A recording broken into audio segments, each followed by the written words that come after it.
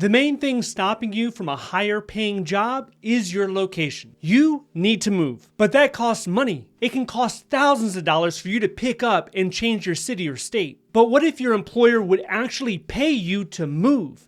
That's what the federal government is doing for thousands of their jobs by using relocation assistance. This is a filter that you can select on usajobs.gov under location. And as you scroll through the jobs and select one, you can look for the words relocation expenses reimbursed. Yes. If a job is eligible for reimbursement, this means it can cover many expenses like the cost for transportation, shipment of household goods, shipment of vehicle, and temporary housing. Why does the government do this? It's because those positions are hard to fill.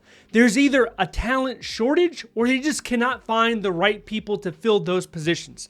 Let's go ahead and take a look at a few examples I think you might be eligible for. The first one is in Pittsburgh, Pennsylvania. You want to move to Pittsburgh? This job will reimburse you for moving there. This is a program analyst position in the Department of Army with a salary range of $50,000 to $97,000 a year, depending on your experience. So what type of experience would you need for a job like this? You need experience working with project management and financial systems, producing and interpreting reports, identifying and resolving issues regarding data. This job is open to the public. You do not need to be a military veteran. You do not need to be a current federal employee. You don't need to know anybody. Do not fall into that mentality of, I'm not a veteran, so I can't get a government job. That's not true. All right, number 2 is Olympia in Washington State. This is for a program coordinator in the Department of Transportation. The salary range here is between $54,000 and $87,000 a year. This job is in the 0301 job series. It covers a lot of administrative type jobs, and the experience that you would need for this one is performing program support duties, such as budget, coordination, monitoring administrative processes, and gathering data, providing recommendations to management. This job has no educational requirement. All the jobs that I'm talking about, none of them have any educational requirement. You just need to be able to prove that you have the experience required. All right, number 3 is in Utah. This is for a security guard in the Department of Army. The salary here goes up to $57,000 a year. This is in the 0085 job series. This covers security guards. So this job announcement, it's not hiring just one person for one position, it's hiring multiple positions. They're actually trying to hire 33 security guards using this one job announcement. There are also many other federal agencies. They're looking for 0085s. They're looking for security guards to put to work. This is in different states. You can find them in Washington State, Maryland, Virginia. You can find them in Arkansas. The experience you would need here is conducting maintenance on weapons and equipment, implementing law enforcement policies, and using radio and other surveillance equipment. This job is using direct hire authority. This circumvents veterans' preference and individuals with Schedule A letters, meaning they're going to judge you on your merit. The whole hiring process can move a lot quicker. These are just 3 jobs that we talked about just now that offer relocation reimbursement, but there's over 1,000 jobs that offer the same thing. Now, when you're accepting these type of jobs, you're probably going to have to sign what you call a service agreement.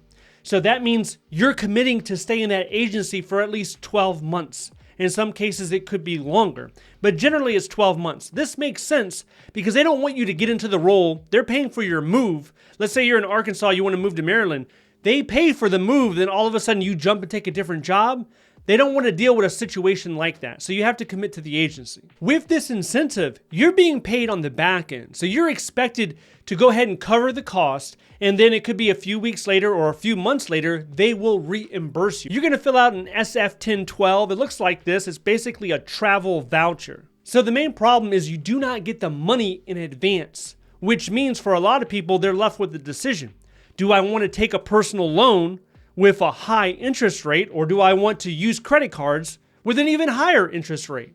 So that's something you have to consider when you're deciding to do a move like this. Obviously, it's better if you have the money in your checking or savings account, but if you do not, there are other ways you could potentially do it. There are millions of Americans right now that feel stuck in their location, in their hometown. It's usually because of family or friends that are rooting them to that location. Some people refuse to move. Other people say they would love to move, but they don't have the money to move. Well, this is a solution for those type of people. The people that are willing to move, but maybe they don't have the money, this is an option. Now, there are some other options as well. There's something called a recruitment incentive. This is money they give you ahead of time. When you sign for the job offer, they give you that money, but it's for certain positions. Mainly 2210 is what I've seen recently.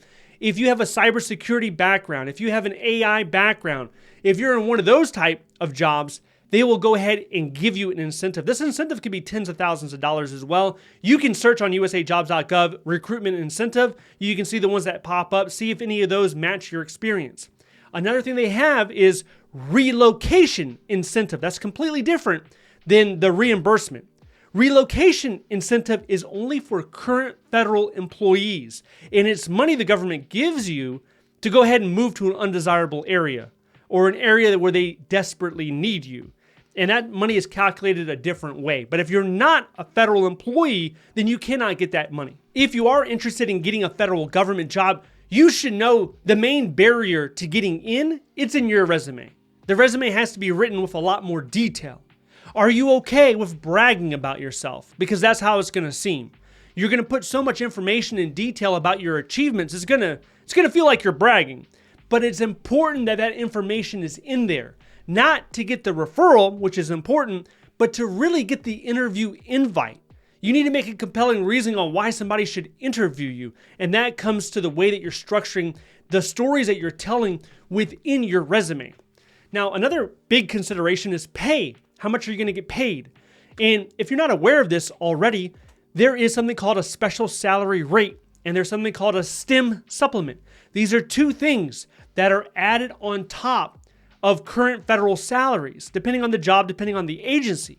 If you want to know more about this increase in pay you could potentially get, I want you to watch this video next. If you would like to see more videos like this, please click like and subscribe. Thank you so much for watching. I will see you in the next one.